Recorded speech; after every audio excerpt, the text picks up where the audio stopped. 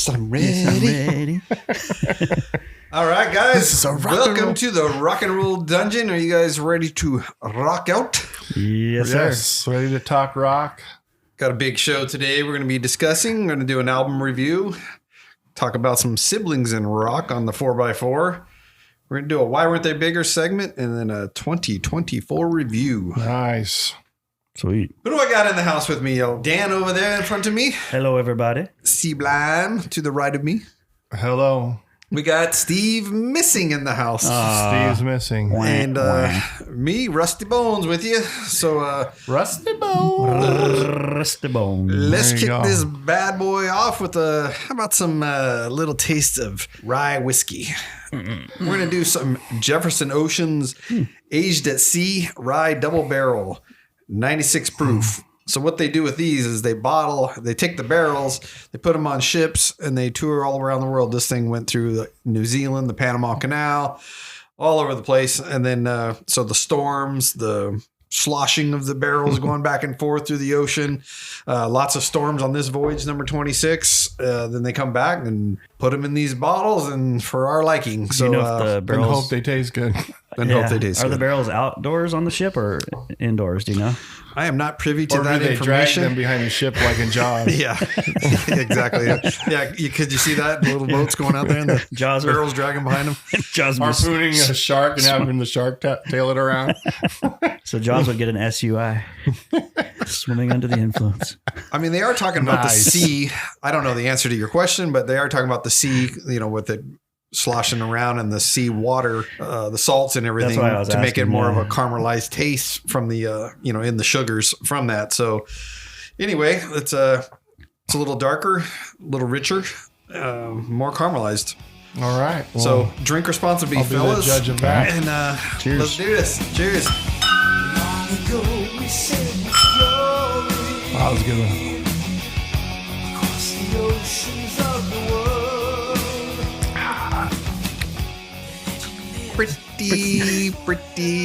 Pretty good. Yeah, that's good. That's smooth. Yeah, Not very too smooth. harsh.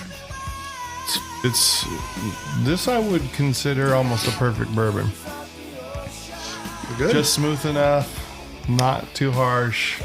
Well, this is Good rye flavor. whiskey.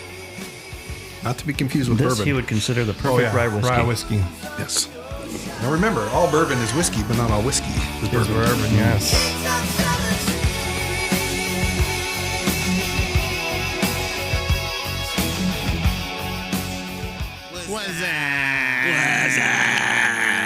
What's up? All right, what's up, everybody? What's up, Danimo? How you guys doing on this fine day? Good. Outstanding. Good deal. Well, we have an album review that Rusty's going to be going over, and I've got some updates here. Cool. We've got the Deftones touring coming up. If you like nice. the Deftones, I've never seen them live. I'd kind of like to go see them. I've heard good things about them. And if you like Metallica and you like classical music, there's a band called Apocalyptica. I heard them. Yeah, they're great. And so they take, I think it's all stringed instruments. Yes. Like reproduce, recreate, reimagine Metallica songs. Yeah. And they do a fantastic job They at it. arrange it to the strings. It's amazing. It's really Super awesome. cool. I mean, songs like One, you get those gallops in there, the double bass pattern with, with the low bass note. Start So banging those things like Jimmy Page. yeah, so they're really cool. So they're coming up. They're going to be playing in LA. It's called Apocalyptica Plays Metallica Volume 2. We got AC/DC coming. That's right. They're coming to California finally after all this time. So we got Dream Theater coming. We got the Best of Both Worlds starting up in the Vegas residency. We got April. Scorpions coming back. Great And stuff. don't be leaving out Pretty Reckless and Yeah. Buck Cherry being the openers That's right. for those bands mentioned. Yes. So- Very cool gig for so Pretty very Reckless. busy, opening for AC/DC. Very busy for us. We'll be going to a lot of shows. NAMM, I'm sure we're going to be seeing some bands there. Or Yeah, at we'll least see some- walking the halls anyway. We're going to see the people from the bands. Yeah, meet up with some old friends, meet some new people, and put our rock and roll bodies in that environment soon. Anyway, you guys ready for a album review? I'm going to take this one a little bit of a different direction because this came up on a previous episode. And what does Flotsam and Jetsam mean? So first off, let's clear up their name. Flotsam is defined as debris in the water that was not deliberately thrown overboard, often as a result from a shipwreck or an accident. Jetsam describes debris that was deliberately thrown overboard by a crew of a ship in distress, most often to lighten the load. Flotsam and Jetsam is a chapter in the book, The Two Towers. Being the J.R. Tolkien Two Towers from that book? Yes, that Oh, one. okay. Yes. Interesting. Yeah. So the band said it refers to trash, garbage, as well as bums on the street. They thought, perfect, that's us. So that's, basically how Flotsam and Jetsam came up, not from the debris of the ocean and throwing all the stuff. It's a cool name. I've always liked it. Yeah, it's different too, right? How would you know? That's not metal. That's we're talking about trash. So then you go, oh, the way they took That is it metal. from the book. Yeah, it kind of sounds like it. But enough of that. How about a review on their album, I Am the Weapon?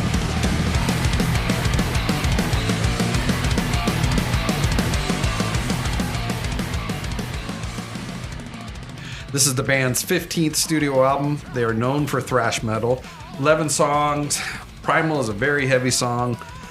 Flotsam and Jetsam are known for their melodic thrash metal, and they deliver with Running Through the Fire. Double bass hammering away. Double bass, like the bass drums, not the two bass players So he's playing. got bass two guitars. things he's got to do. He's got now. two things going on. I Am the Weapon, a great title track. AK's voice, he hammers still out the vocals. I think they've gotten better as far as that goes I would with agree. time. Shredding guitars and pounding bass throughout. New Kind of Hero, starts off with some clean chords, and then, like I said, the double bass kicks in, and it rocks. Some of the other ones, The Head of the Snake, it's a dark track. AK is screaming on this tune. Beneath the Shadows, a little more metal than thrash, but great tune all around. Cold Steel Lights, everything from on this one, fast. It's just fast. The guitars, the bass, the drums, they're just cranking it out.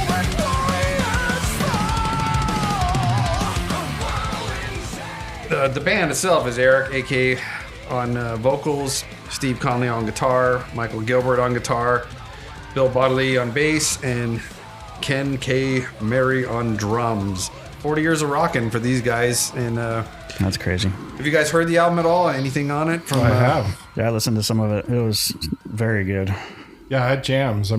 It's ripping. It's not the Flotsam and Jetsam that I remember. I think it's faster and harder, actually. For sure. What they were happy was it went back to like that original first couple albums there. Maybe there's a little homage to that, but it definitely sounds like modern thrash, rock, and even power metal. Yeah, that's the vibe I got. Power metal. The great melodies, very sing-alongable. At times they remind me of Dragon Force, where it's just shredding and sing-alongable. And Super good production, tight Yep. musicianship. so how many shackles? I am going to give this one a 4 shackle for this album. Very In nice. my opinion, very I think nice. it's a really solid album. So, I I agree would, with that. you don't have it, go get it, or at least take a listen. I'm a big fan still of buying records and CDs. I want to see it. I want to touch it. I want to go through the booklet and everything else. So it helps the band a little bit more too, I believe. So, Yep. but get the artwork and everything else. Check it out. I Am the Weapon from Flotsam and Jetsam. 4x4. 4x4. 4x4. 4x4. 4x4. Our most popular segment, our 4x4, is back for 2025. And today we are doing Siblings in Rock. Basically, what that means is what it sounds like. Rock bands or just rock industry are our top 4 siblings in rock. Was this easy for you? I thought it's going to be hard. And then when you start thinking about them, you're going like, oh yeah, that's a band. Oh yeah, they're in a band, or they're not even in a band together, but they're both musicians. Right. So, to me, it was, it came easier than I thought. Now getting the list down to 4 is what made it harder. But originally it was like, how the heck am I going to come up with 4? And there are so many brother, sister, whatever. Right. There's so many different combinations that go through this that you could go, okay, this is a lot easier than I thought. Now I got to figure out how the heck am I going to narrow it down to 4. And Dan, Same thing. I have a long list, and it just, but getting the 4 actually was pretty obvious for me. Okay. Yeah. So, but there's a lot of honorable mentions. All right. Well, without further ado, let's get into it. Number 4, Siblings in Rock. What's your number 4, Rusty Bones? I'm going to start off with 2 sisters, and I'm going with Heart. Ann and Nancy Wilson. How about that? How about that? Some love Got right out of the gate. Powerhouse voice from her. Yep. And I mean, Nancy sings as well, but I mean, she's a guitar mostly. But I'm just saying, like, two phenomenal musicians that And carved their way in an industry that was largely against them in the beginning. yeah. I mean, having women that rock. I'd say there's plenty of them, but there's not enough of them, really. Right. The A ones lot that more really now went than big. there was, though, for sure. Yeah. Those steps that people like Ann and Nancy took in the early days have opened the door for a lot more. Yep. Animal, what's your number 4? I got Max and Igor Cavalera from Sepultura.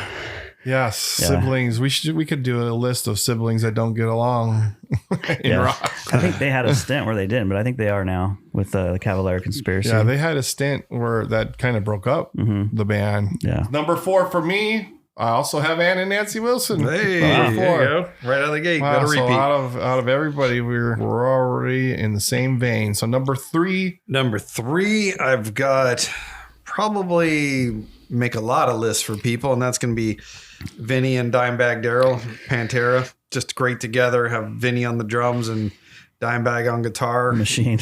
Enough said. Oh yeah, pioneers, rock and roll, royalty. And then we lost them both way too early, unfortunately. Yes, and one very, very tragically. Yes. What's your number 3? Number 3 for me is Angus and Malcolm Young.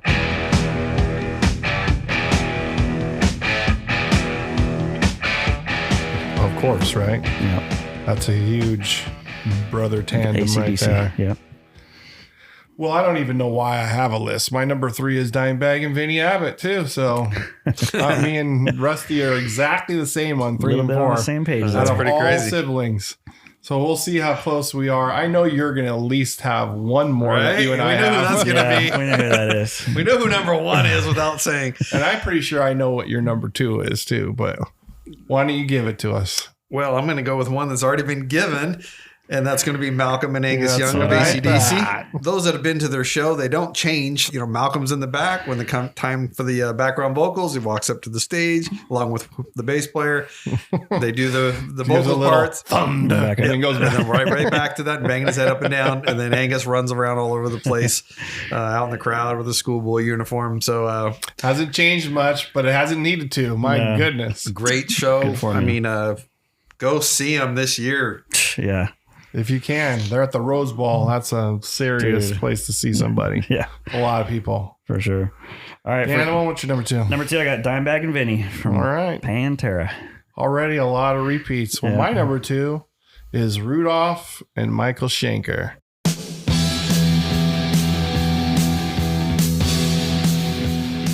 Of course, they were in a band together. Michael Schenker was in Scorpions for a short stint, but mostly Michael Schenker has been on his own or obviously on all the great UFO records. And then Rudolph has been Scorpions all the way through. So a lot of joy I've gotten, especially from the Scorpions. He was also in Macaulay Schenker Yeah. group, still MSG. Yeah, they didn't have to change the They didn't have to initials. change the initials at all for that one. Number 1, Number 1, we were as down to if this 1. is a. I think we know. We probably all got the same number 1.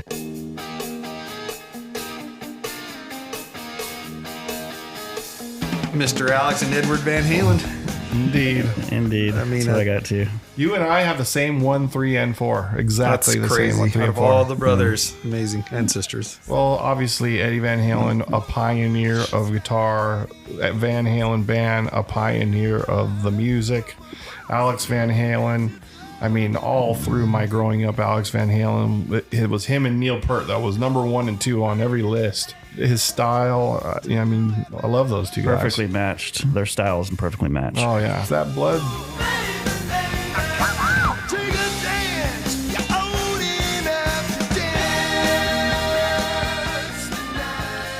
Some honorables, Mr. Rusty. I've got Dan and Robert DeLeo from Stone Temple Pilots. Yeah, Of course, I got the Robinson brothers, Chris and Rich Robinson from the Black Crowes. which those would have been on Steve's list for sure. I've got one of Dan's favorites, and it's not just two siblings, but it's three. The Hanson group, Hanson brothers, whatever they are. Hey, Hanson, they're not a bad band, actually. Bop right there, a little up for you there, Dan. Well, Bop, they were just kids, but they still put out records, and they actually are very good musicians and very good live. They're not heavy, right? But they rock. They've got rocking songs. Still staying kind of out of that metal world, but you got the Jackson 5 and you got the Bee Gees. Yeah. I mean, Morris, Robin, and Barry, plus Andy is on his own solo stuff. Yeah. Like him or not, the Bee Gees had some great songs with Barry's an amazing writer that he's written for so many people.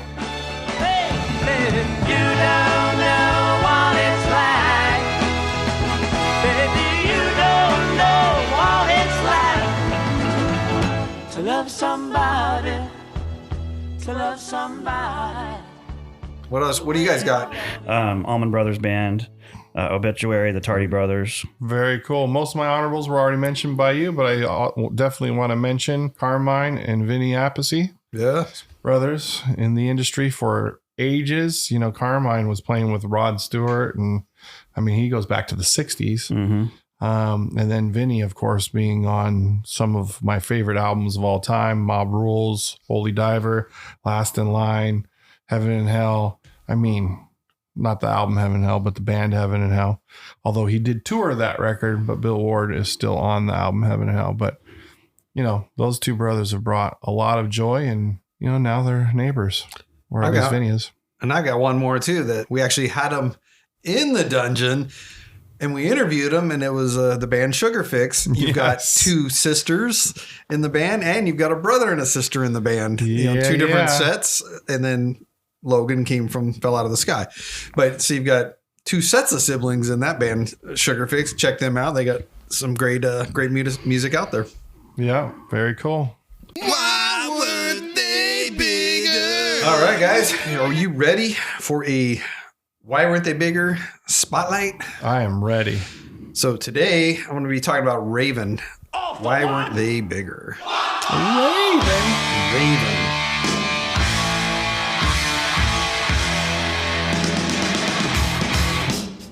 They were known as the second wave of British heavy metal. They came from Newcastle, northeast England. This trio formed in 1974. John and Mark Gallagher and Rob Hunter. More siblings? Yes, more siblings. Did we even mention them? I don't even think we did. That's But that's why why we're we're doing- saving it for now. So John and Mark Gallagher and Rob Hunter. Hunter left in 1987. Current drummer is Mike Heller. Raven has 15 studio albums. They are known for high energy and live shows. They are considered influences for the thrash metal genre, including the Big Four. One key note, Dan, here's a good fact for you here. Raven headlined with Metallica opening up. And, Yes, early on. their first ever national tour in 1983, for Metallica's first ever tour in 1983. When they started, they were wearing the sporting attire. Do you remember those videos there, John? They got the helmets, elbow pads, plates, all this kind of stuff on there. And they would crash their heads into the cymbals and different things like that. Yep. So anyway, 1987, Rob Wacko Hunter left the band, and they dropped at that point all that sports attire and went with more of the denim and leather look. So Raven has headlined and opened up or played with some of the biggest acts, such as Ozzy, Korn, Iron Maiden, Death, Dark Angel, Testament, Motorhead, Whitesnake, and amongst many, many others. They've been around for 46 years. But I'm just saying, they weren't like a little band that didn't play anywhere. They're playing big places with big names. And I believe they were much more popular in Europe anyways, which is where it is from. Yep. When they first heard Metallica's music, John Gallagher thought it was Motorhead played on the wrong speed. So he said, okay, I like them. And they toured extensively on the Kill 'Em All for One tour. Wow. So both their albums, Kill 'Em All and All for One, was a mix to come up with that title. Pretty fancy. For those that didn't know, the Kill 'Em All was Metallica's first or Raven's third album, I believe it was, All for One tour. They're a loved band around the world, but never saw huge success. 15 albums, toured with the biggest, brightest. What happened, guys? What do you think? Why weren't they bigger? I'm not super familiar with their old stuff. I did take a listen to some of their newer stuff, and I gotta say it rips. Like, and there's like They've evolved along with the rest of the metal scene. Yeah, absolutely. Good production. I mean, there's blast beats in there, just ripping solos, double bass, thrash passages in the songs, and the vocals are definitely more like clean, a pretty broad range from high to low, but not a screamo band, right? But I dig the new stuff. I really like it, so it's definitely piqued my interest to go back and listen. I liked Raven back in the 80s. I had their records. Their look might have been something that hindered them a little bit, looking like street hockey players, Rat and Motley Crue and Bon Jovi, which obviously had that whole glam metal 80s vibe. So they were definitely more of a rougher English style band, and they didn't fully fit in with what was going on, and not that they meant to fit in, but that might have stood in their way of becoming a little bit more popular. You know, trios are tough anyway, too. I mean, there's sure kick-ass metal that they're playing, right, and then pulling it off with three people. It's like you're playing that fast and singing, and sure, you got to be a great band like Rush. Going back and watching some of the concert footage or the videos from them, and I mean, you could feel the energy. They were saying what they meant, and they were out there to kick some butt. Yeah, I just don't think they got much airplay or MTV era. They didn't get really the videos played. Yeah. They had some, but I mean, it was going to be on like Headbangers Ball. Raven, why weren't they bigger? We'll leave that up to everybody else to decide on that as well. But check them out. Like I said, just YouTube some videos from them. And this band's got some kick. Raven. This is the featured subject.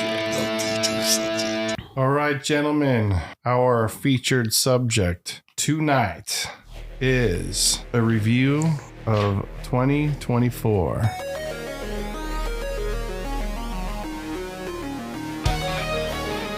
We just got out of the year 2024. What did you guys think of 2024? It was a good year. A lot of change for me. Good year for you personally? Yeah. A lot of change for you personally? Yeah. A lot of growth. How was metal for you? There was some good metal stuff. Yeah. Yes. There's definitely some good metal stuff. There were some good ones. Yeah. There were some good releases. Including this podcast. Yes. It's been fun. This podcast started in March. Now we're heading towards our year mark. That's right. Congratulations, guys. Yeah. Nice. What about you, Rusty? I think it was a year of ups and downs. I'd say like a roller coaster at Disneyland. I mean, personally, it was good in all aspects for that. Professionally, I think it was a up and down year as far as that goes. But again, the podcast got kicked off, so that was a good fun that we're having in here. Keep going. What about you, Chad? How you doing? How you feeling? I'm feeling all right. Thank you very much. Family's good. Metal was good in 2024. Some good shows. Yeah, some good shows. So, death to all but metal. So I had a project going on with a buddy from a past project at Union C, one of the members from that band. We started a project called The Department, and it's kind of similar, but it's no vocals and kind of old retro samples. And so that's been fun. And then started the spark for a possible reunion with the past band of mine, Broken Foundation. Oh, okay. Yeah. Went to see Strife, was one of my favorite bands. That was the band that got me to want to play in a band. It was my first concert I ever went to, and then hadn't seen them in a long time. Went and saw them at the Troubadour. Took my wife. She was a fan of them back in the day, and she had never seen them. So that was cool. Went to Judas Priest with all you guys. Yes, that was awesome. That was amazing. Daughter graduated high school. That's a pretty big milestone. Went and saw Y&T. Pretty much introduced to that band this year, and then got to see them live. So that was amazing. Yeah, because we had watched the On With The Show documentary early in the year before we actually started the podcast. Yep. Yeah, so it was really cool. But yeah, those are kind of like the main highlights I Very cool. had. Definitely. Well, Y&T and Judas Priest, I was there as well as Rusty was there, and those was a good time. Both bands brought it. It was awesome. There was nothing lacking in them shows. Both cool venues though to see shows. I mean, the YouTube Theater, we had a VIP box, and then the Coach House is just cool because it's like a juke joint type setup that has tables that you sit at and eat, and you watch the concert. And at my age, and I'm sure you guys too, I prefer to sit when I'm watching a show most of the time. I don't like standing anymore. These days, it's hard to do that general admission standing for 3 hours, and like, we used to do back in the old days during festivals for multiple hours. Yeah. Making your way to the front and above the high rollers on the floor. Well, I wanted to give some results from the polls that we do throughout the year. You know, as we do our podcast, we do some battles, we do top 10 lists, and we pit albums against other albums, bands against other bands. And after most episodes, there's a poll or a question that gets thrown up there. And so this is the results of those polls.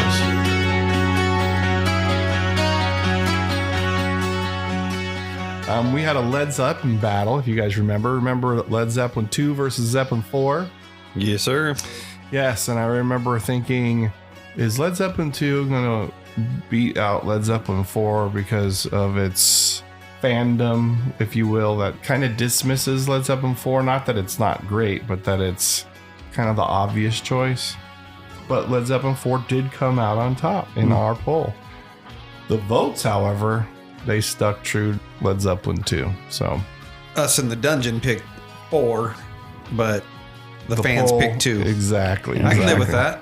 Yeah. I mean, I could go 2. I think those are Yes. I interchangeable. mean, Led Zeppelin 2 is a phenomenal record. All killer, no filler I record. think that was Steve's. I think actually, it depends on the day. I think I could pick 2 now, but whatever you're feeling at that moment. Yeah. When you have albums that are that great, it's like what you're listening to is the best one because you're into it right then, Yeah. For when sure. they're that close and they're that great. There are obviously some bands where you got some obvious choices.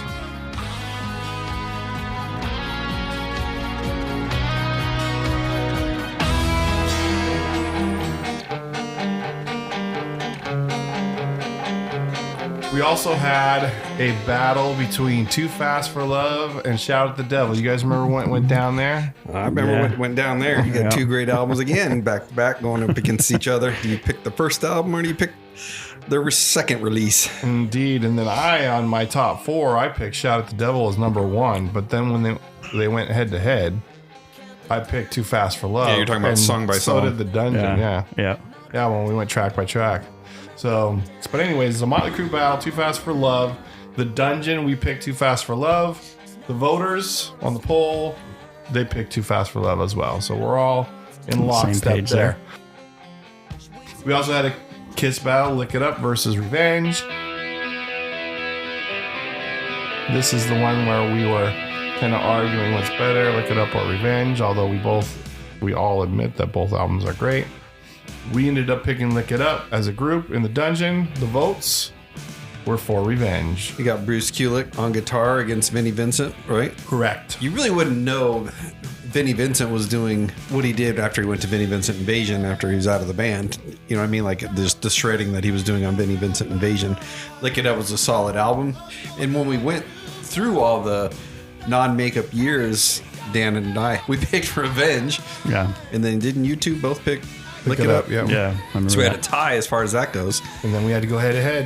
Head to head. Yeah. And Lick It Up won that. Lick It Up didn't it? won. Yeah. Maybe that was but the- the fans chose yeah. Revenge as well. Yes, And they that did. can actually happen on albums though. You could pick if Yep. you were going to an island and you can only take one album, even though you like the other one better, which one are you gonna take? Yeah. Well, we just had that a few weeks ago where we had all said High and Dry as our island Right. album. And then when we did the track by track, Pyromania came out on top. Mm-hmm. Yep. So there is a difference, especially in the era that we come from and that we mostly talk about and love to talk about. There's album rock and then there's songs, right?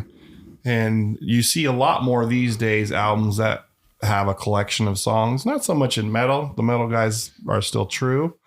But in popular music, if you will, regular straight rock music, that's what you get. Yeah. Where in the old days, albums were made more to be listened to from front to back. The song order meant something. It wasn't just a collection of songs. Mm-hmm. It was a piece of art. But a lot of times, I mean, that's why they call them like B-sides. First song was a rockin' out, comes out of the gate, pretty rockin' song. And then By What Song 3 was the ballad or somewhere in that Usually, range. As far as singles go? Yeah, I mean, because on the B-side, I'm not saying all albums because some of the great songs came from the B-sides, and a lot of the stuff that we listen to now, we'd rather hear the B-sides than the side A if you were to flip the record over, meaning that B-sides were usually your lesser songs. Like Or they knew the deeper cut, yeah. Yeah, when we put ourselves in those positions to say, are we going to choose based on then when we were young adults, or are we going to choose what we would rather hear now? And you kind of can't get away from both things being factored in. Right. But where some of our real favorite albums suffer is when we punish them because we loved them so much then that we burnt them out. Yeah. And now we don't really listen to them much anymore. And it almost gets an unfair shake. Mm-hmm. So again, going back to some earlier episodes, we had Bon Scott versus Brian Johnson. The Rock and Roll Dungeon picked Brian Johnson. No, I didn't. Not Rusty, but when it went to battle, Gotta make that clear. Brian came out on top collectively. The fans picked Bon Scott. Wow. You know, either one is great, so I'm not taking anything away from Brian Johnson. I'm just saying, like, I love Bon Scott's voice. Raw, nasty, just the lyrics and everything that he was doing. I mean, he was great, but they both are. And I'm glad to see him on tour this year. Like, that's awesome that they're still rocking after all these years. The one thing I didn't say when we reviewed that was that I do think that Bon Scott probably had like definitely more range and more like uniqueness and creativity around what he could do with his voice. Yeah, his tone. Whereas Brian Johnson is more almost just like that single formula. Scratchy vocal. Yeah, it's almost like a percussive type vocal, but it matches so well with that music. Probably more that they could do creatively if they wanted to with the vocalist like Bon Scott. Oh, yeah, well, Yeah, you can't do a agreed. ballad with Brian Johnson, Right. really. I mean, they didn't Right. have very many, like, you know, Little Lover, Ride On. I mean, there was so many that Bon Scott did. Yeah. You know, it's kind of like the Sammy and Dave, you know, from Van Yeah, I Halen. would say like Brian Johnson would be like Dave, and then Bon Scott would be like Sammy in terms of like their Right, totally different abilities. sounds, but I get what you're saying. Yeah, not sound, but just their abilities. Yeah. And like you were saying with singles, as the 80s progressed, it seemed like in the early 80s, the third single was that ballad. Mhm. And then you got kind of towards the mid 80s and they were releasing the ballad, the second single. I know that. And then by the late 80s, the ballad was coming right out of the gate. It was the first thing. yeah, I know Metallica's formula for the 3 of their albums. I think it may be on the Black Album too, but it was always the ballad was on the 4th track. So Or It when was they got pretty released, clear you're that saying. way. yeah. Meaning, when did they come out as a single? Oh, I got you. right? That's what you're Okay. saying. Yeah, as far as a track goes, I got you. it was, Yeah, it was- often the 4th track on a lot of the albums. Okay, gotcha. Yeah. Because I don't think they wanted to be softer until, you know, they can show everybody that they rock for 3 full songs. Show you your soft side. I'm in touch with my feminine side. Yeah. Ladies. But that's a good observation. I remember thinking that as well. The ballad's always song number 4. Yeah.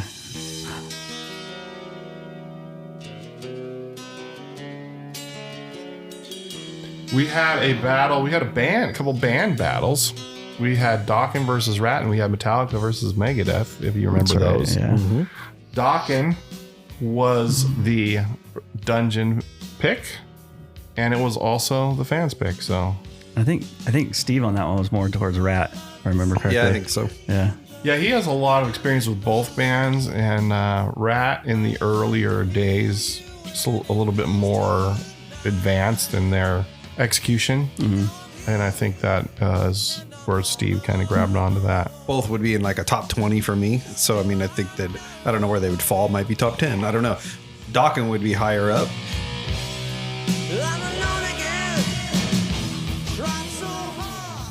And then Metallica versus Megadeth. We're not the first person to battle them That's together. been done quite a bit. They're the first people to make that battle. Right. But and I think Metallica won that battle. Pretty sure. Yeah. Depending Rusty on was how you're more- judging it, are you Except me. judging? Megadeth on that one. Yeah. Yes, but Metallica definitely won in-house. Megadeth won with the votes. Really? Yes, they did. It's Rusty. See? Rusty is the voice of the fan. That's true. He seems to be in line with what the majority of the votes I love are. my people. Another big album battle. We had Heaven and Hell, first Black Sabbath album with Dio that came out the same year within just a few weeks, really, of Ozzy's return and the Blizzard of Oz. So Heaven and Hell versus Blizzard of Oz, the Rock and Roll Dungeon picked Heaven and Hell. Even though we love Blizzard of Oz, Heaven and Hell pretty much Except me. cleaned up. No, I love the album. I mean, who would I picked? Ozzy. I picked Blizzard. And the votes were The fans. Blizzard of Blizzard of Oz. Oz. Ah, look at that. Heaven and Hell, though. I mean, to me, that's my favorite Black Sabbath. Me too. When you're putting those two epic albums against each other, and especially to leave or get fired, whatever, out of Black Sabbath and then come out of the gate to be that great of a masterpiece. The same thing with Black Sabbath. Okay, we've had some great records selling tons of A lot of records albums, too. Up to that concerts and everything else, and you're out and bring in someone else and then do the same thing and come out with what, in my opinion, their best album. Yeah, I would agree. I agree. Heaven and Hell is the best Black Sabbath album. Randy Rhoads was such a classically proficient and just amazing guitar player. Tony Iommi is more the equivalent of how Ozzy is on vocals. And then you've got Dio paired up with Tony Iommi now, who's Dio's got this incredible range complementing this more blues style guitar. And then you've got Ozzy, who's got more of a kind of a plain kind of style, like not as much range as Dio, paired up with a classically trained virtuoso. And so it's like it was kind of like the yin and yang of each other on both sides. Yeah, and those both new members elevated both bands. Mhm. We did a few album rankings. We did a lot of album rankings, but some of them we put up for the fans to vote on. On Metallica, Ride the Lightning was number 1 with the fans. What Kiss album is the greatest of all time? The fans picked Destroyer. Second place was Rock and Roll Over, which was the follow-up to Destroyer. I agree with that order. Well, I would pick Rock and Roll Over Destroyer, actually. It's a great... I got turned They're on both great records. to Kiss from Destroyer back when I was a little kid. So, I mean, to me, that's, I guess, where it probably meant so much because it started there. The cover is amazing too. Yeah, that's cool. Yes. Both covers. Yeah. What Saxon album is the best? Denim and Leather got the most votes, and second place was Wheels of Steel. We asked the fans what is the best 4-album run, and I put several of the ones that we had talked about in that episode. And the winner was Van Halen 1 through Fair Warning, that album run. And second was Kill 'Em All through And Justice for All. Both nice choices. And then we had what is the greatest of all time debut album? Number 1, Van Halen 1. Of course it is. Come on. Yeah. No surprise to anybody there. I And picked that then one. we did ask who had remember when we made supergroups? Mm-hmm. Yes, we do remember. Well, we asked who had the best supergroup, and the winner was the voice of the people. Yes. Rusty Bones. Thank you for I'd like to thank the Academy. Like the Even little though- people, thank the little people for making this possible. Even though he booed Thank you, his thank you very guitar much. player Well, there's out. gonna be a Will Smith moment right here. Well, I mean, I had to make a move. I love Billy Squire, and he just wasn't meshing right. So I did, it was a mutual agreement for him to step aside. So, and then bring someone else in to replace him. So that was, but it was still a super group either way. Indeed, but hopefully you didn't alienate any of your voters by kicking Billy to the curb. Or gain some because I did. Maybe. Meaning from who I brought in. John 5, maybe? I don't know. Oh yeah, I think it that was. was. I think Was that it was John one. Five? I think it was Yeah. John 5. Yeah, Yeah. guys, If you could see any of those bands, no matter who on our that we chose, it'd be It'd be amazing. insane. Yeah. Fun. Could you imagine if they all played the same They just festival? wouldn't be as good as mine. That would be It's fun to ridiculous. watch. Yeah, it would. I would really love It would watching be like ridiculous. Oh gosh. I would just be cheering a little louder when my band came on. You'd have all the crowd overridden by you watching your band. All right. We did several album reviews this last year. We did most reviews of albums that came out in 2024, but we also did some rewind reviews. I am only going to talk about the 2024 album releases. I'm just going to run through the list if we've got any last minute comments, but just remind ourselves what albums came out. I'm going to only read off the albums that got 4 shackles or greater. Cool. So, the Rock and Roll Dungeon gave 4 shackles to Dun, dun, dun. Ace Frehley, 10,000 Volts, came out in February. Remember that? Mick Mars, The Other Side of Mars, also came out in February. Black Crowes also got 4 shackles. Happiness Bastards came out in March. Jamie Josta and Josta for All came out in May. Got 4 shackles. Mr. Big 10, their farewell album, maybe. And their 10th album. And their 10th album. 10th studio album, I should say. And that also came out in May. And then Riot Mean Streets power metal album also came out in May. It got 4 shackles. So a lot of good 4 shackle records. Are you going to do 5 shackle ones too? I'm going to go to 4.5 and Okay. then I was gonna say, I thought there was- Ooh, doggy. But stop me if you got any comments on any of these. Okay. So 4.5 shackles. The Dungeon gave Black Country Communion 5 or V. V That in Dan's came out case, in let's be clear. January. Great record. That Is was that like 4.5 the shackles. Mr. Big 10 album was X for him? Yes. For Dan? Or Coverdale, you know. Yeah, Judas David Priest, Coverdale. Invincible Shield got 4.5. Awesome album. That was my favorite album of 2024. And then both Striper releases got 4.5 shackles, both To Hell with the Amps, their acoustic reimagining of some of their great songs, and then their latest release of all new material, When We Were Kings. Both got 4.5 shackles. Well deserved.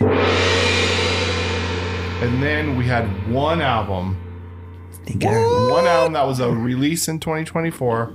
They got 5 shackles.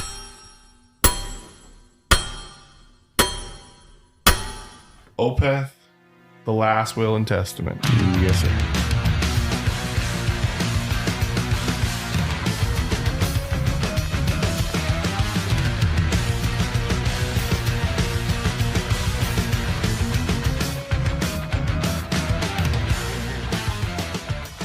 Good record. I've began my more thorough listening of it. It is Your journey it's a through very Opeth. that's experience. It's fun to listen to, especially as a musician. Yeah. It's very fun to kind of see their choices. And it's one of those that I've talked about before where upon first listen, you like it for sure. I mean, if you're that type of music fan, but it gets better and better as you listen because it is complex. So it takes a while to kind of digest some of the material. Albums like that usually don't hit you right away. They do in a sense, but you got to ingest them a little bit to kind of understand it.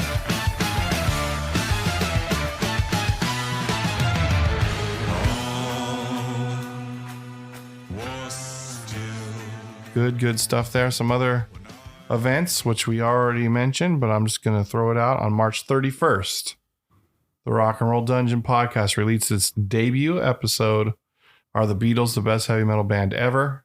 Hopefully we can keep delivering better content Delivering the as we go goods. forward. And hopefully we will. Yes, absolutely. We also attended the Mr. Big final tour. Rusty, Steve, and I did, which was awesome. Great time. And then Rusty and Steve both attended the Best of Both Worlds. Not together, but they both went to the show. Matter of fact, I think, Rusty, you said that was one of the best concerts you've ever been to. I don't know about that, but I mean, because I went to Monsters of Rock. I'm I don't know just if I told quoting- you guys that, if I ever told you that back in 1988. But anyway, I think No, it's tell us again, actually, please. I think there's a sign outside the yeah, it's really door lights now up that just says. instead of applause, it says I went to Have I the told you? I went to Chris Stapleton back in March. Wait a minute, this is a rock and roll show. But I mean, he's He's pretty rock and roll. He is. yeah, he is country, but very rock and roll. He's awesome. And then the Eagles I went to, the Sphere. I got to go to doing a little bit of traveling too in 2024. And I went to France, Italy, Monaco, Turks and Caicos, Wyoming, Oklahoma, Virginia, Washington, D.C., Texas, Utah, Phoenix, Cabo San Lucas, and probably other places that I'm not thinking of off the top of my head. But Wow. got to travel the world in a sense. All right, guys. Well, that's our little review of the Rock and Roll Dungeon podcast and some things that happened last year.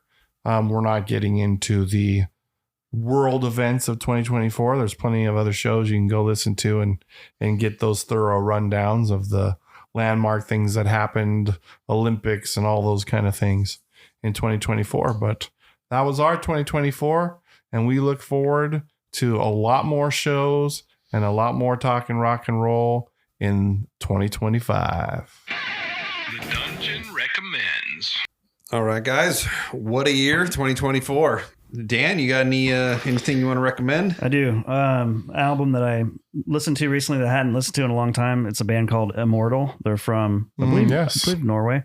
Sons of Northern Darkness. Awesome album. I do not know that record. And they actually wear makeup like Kiss, kind of. I mean, it's the black metal thing, but it's very much Kiss. It's a little more dead white, right? Yeah. And then the black is streaming a little bit. Yeah. Yeah, and they wear spikes and stuff like that. It's kind of a Viking type thing. There's no mistaking they're a metal band. That's absolutely correct. But yeah, so check out Sons of Northern Darkness. It came out, I think, 2001 or 2. Just some really cool thrashy. It's black metal, but it's more kind of thrashy. You can really groove to it. So check her out. Got anything, Chad? I would recommend on YouTube, there is a channel called The Reelin' in the Years, and they throw up all kinds of past clips of live stuff, where it be music or variety show type appearances and so on and so forth. Check it out. There's a lot of good stuff from all genres, stuff that you don't just see anywhere. So that's awesome. Right on. So anyway, moving on to 2025. Yeah, that's a wrap for 2024 and look forward to future. Adios. Thank you for listening to the Rock and Roll Dungeon. Until next time. You're in the dungeon, baby.